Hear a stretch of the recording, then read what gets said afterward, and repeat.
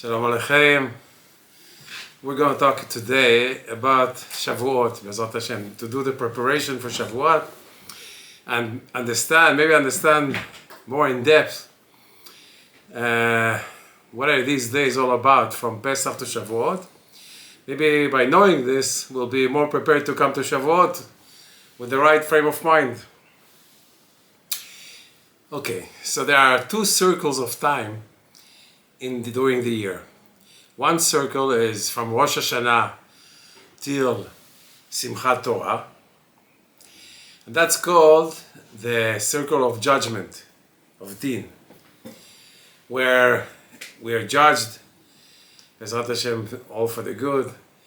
In Rosh Hashanah, about monies, about health, about living, all the things that we need to live, B'ezrat Hashem, only good news. And then in Pesach, there's another circle. That's the Rosh Hashanah is the judgment circle, which is Gvura. And from Pesach till Shavuot, that's a circle of Chesed, the giving part. That starts from Pesach. What happened in Pesach? Let's remember.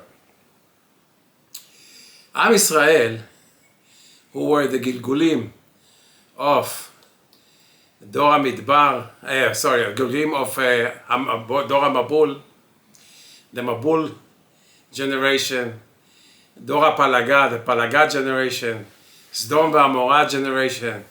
All these were souls of Israel that were in these generations. Because they sinned, each generation, whatever was the sin. For example, the Mabul was more of Glui Arayot.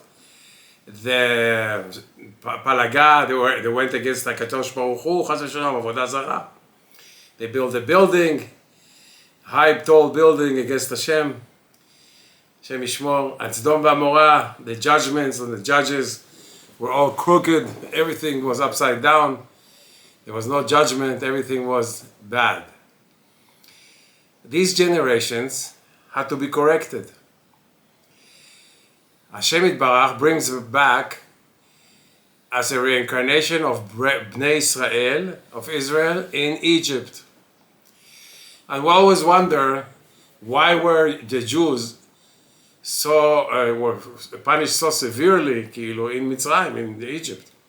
What did they do? According to the Pshat, it's because Avraham said, Bameh Edah, and there was a little bit of lack of emunah,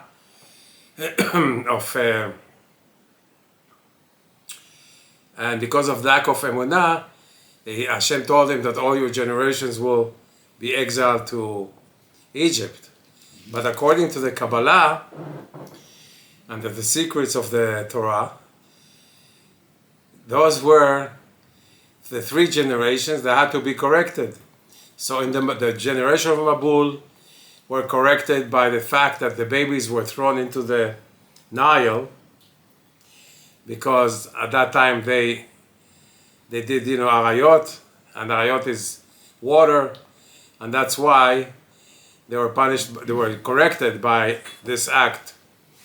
The Palaga, when they built a big building, wanting to go against Hashem, that generation went to Egypt and they were building buildings, the pyramids, and these pyramids were, as they were built, they sank into the mud. That was correction of what they did with the building in Palaga, Dor HaPalaga. And Sdom VaAmorah, where they had no care for people, judging terribly, then we had all the laws of the Torah to correct that. So we went to Egypt, corrected ourselves, Baruch Hashem. But at the same time, the Israel in Egypt did not worship Hashem. They were the same, almost the same, as the Egyptians, worshiping all kinds of idols. To a point when they got to the ocean, to the sea, the angels told Hashem, what's the difference between them and the Egyptians? They are worshipping idols and they're worshipping idols. So really, with what merit did Israel come out of Egypt? Why all these gifts that Hashem gave them? What did they merit to get all this? So Be'emet, really, they didn't merit it. They got it as a present. All the makot, all the different plagues that went over Egypt, the 10 plagues, were gifts that Hashem gave to Israel. They didn't merit it. It was free gifts. All of a sudden, a year before they leave, in Tishrei, they're sitting in their homes, all the slavery is finished, the Egyptians are getting hit every month, one time with blood, one time with dever, with all these different hits that they got, 10 makot that they got. Now, Israel got all these gifts. They were sitting tranquil. They became very, very rich from the different plagues, like from water, when they turned to blood. When the Egyptian wanted to drink water, he had to pay the Jew in order to make that blood come back into water. They became very rich, all of Israel. So they were sitting there for a year, making money, a lot of money, and looking at the Egyptians getting killed and getting punished for a whole year. Now they're going out of Egypt and they're going to the desert.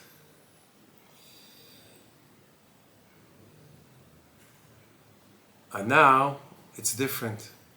All of a sudden, the behavior of Hashem to Israel changed. They expected to have miracles all the time, wherever they go. And now they see, if they do a sin, they get punished for it. If they do that way, Hashem is examining their behavior and going with a judgment behavior to them. Now, since they got all these gifts, we know that gifts is not a gift. To get a gift is not a good thing. There's no bracha in the gift.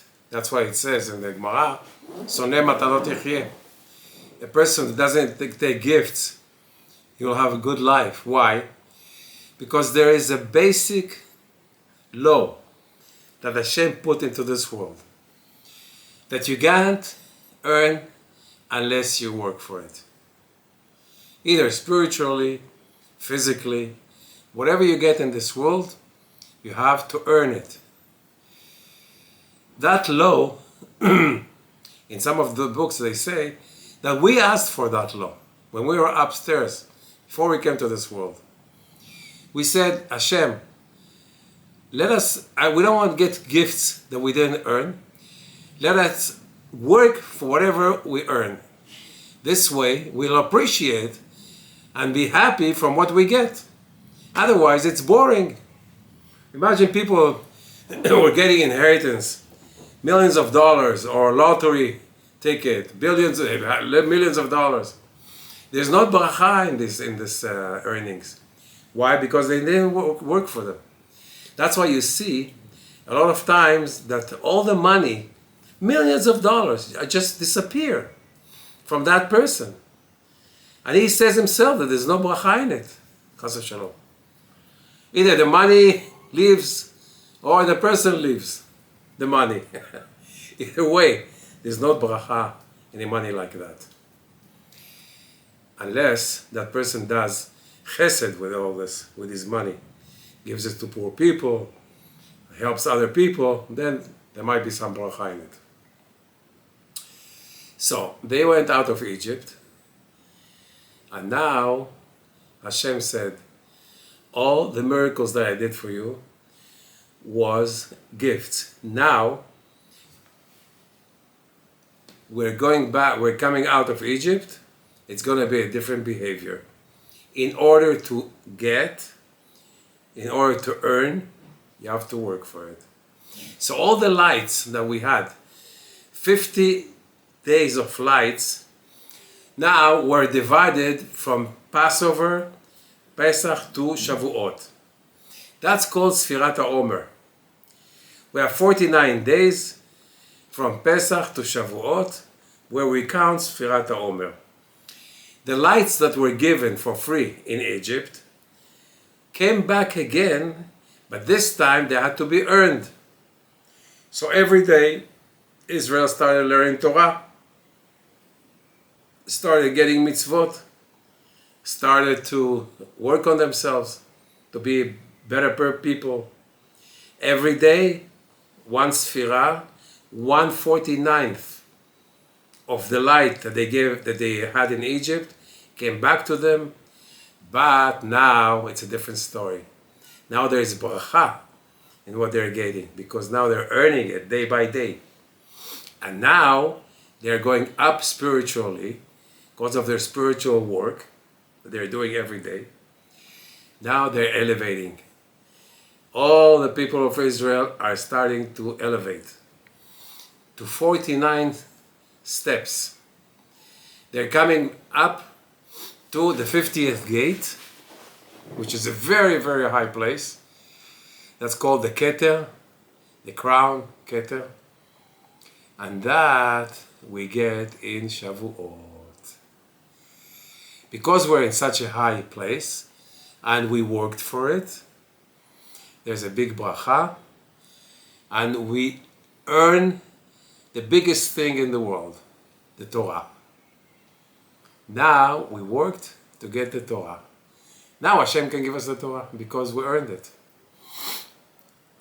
Now, what happens in Shavuot? This is something that's very, very important. Every second in Shavuot is a big elevation for the rest of the year.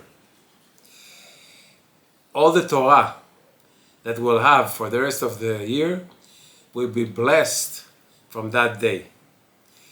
All the cleansing that we do in that day will remain for the rest of our lives and for the rest of the year. I'll explain a little bit about Shavuot. When Shavuot comes, we do the study of the Ari at night. That study is very, very important. People can learn Gemara and all that Talmud, but really, it's an opportunity to learn the Ari study for Shavuot, because that's exactly fitted. Ari fitted it to that day. That's the study that we should learn. That study gives 24 ornaments to the Kala. Who is the Kala? Am Israel.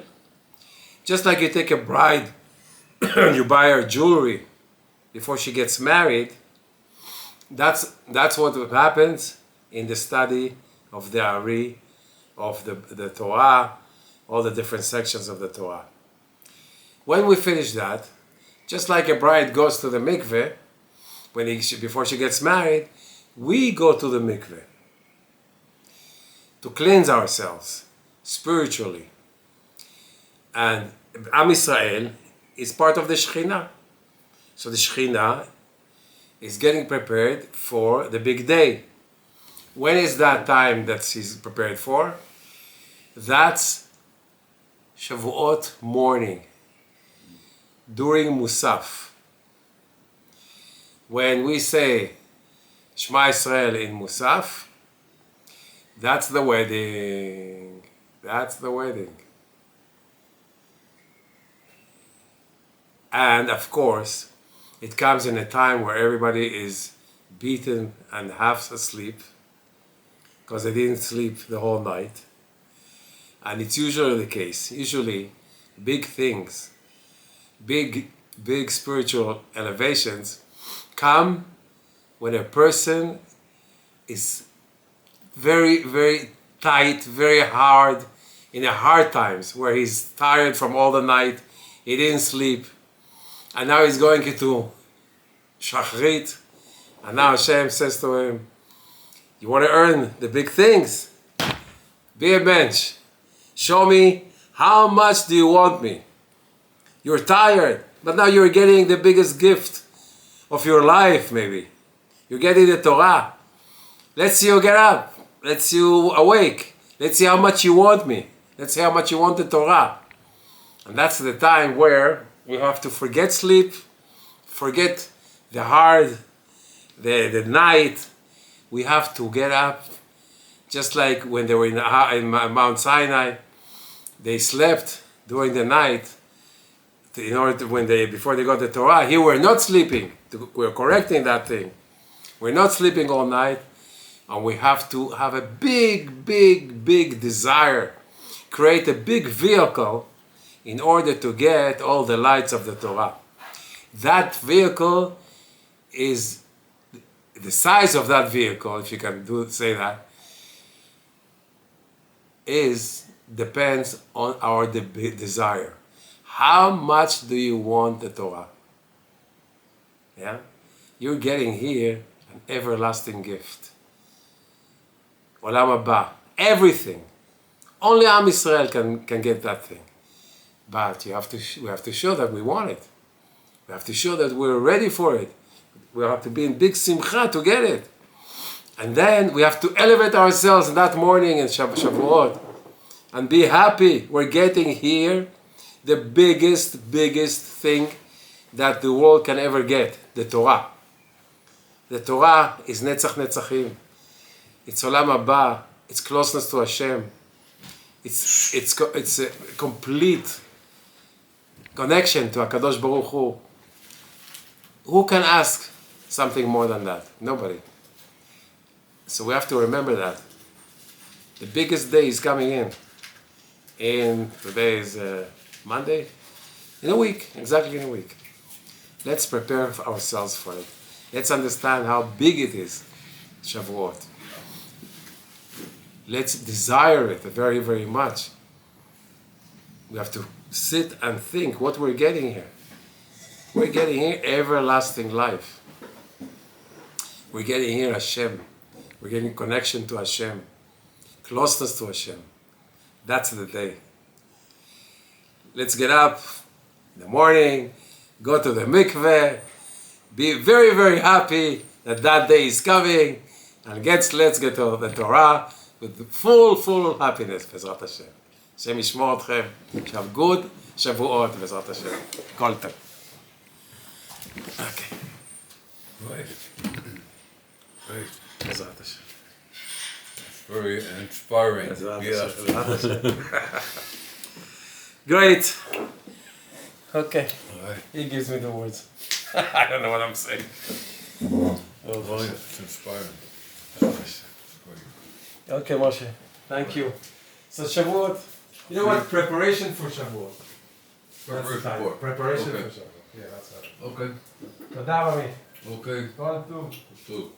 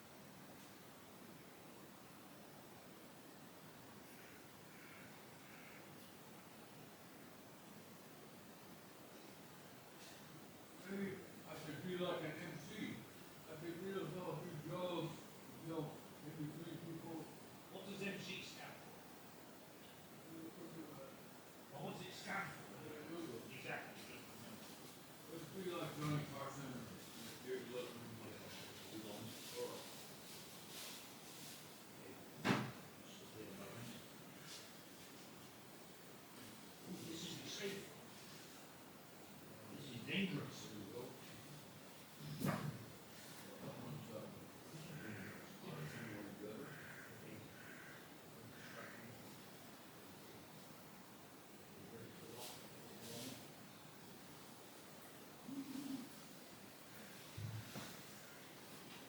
some drink here.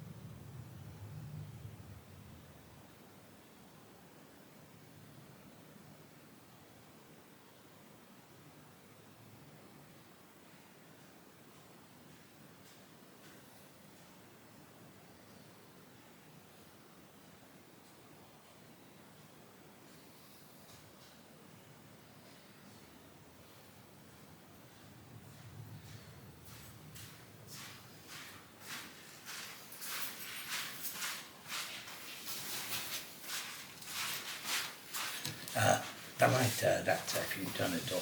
Okay. Okay. Also, paper. Title. Right. Are we broadcasting live? This is yes. Ah. Oh. Right. Ready to go? I'll tell you when.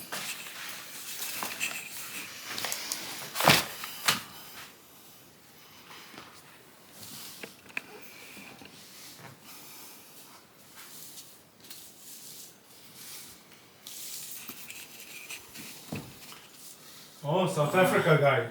Not quite. Ah, Latvian. ah. Commence.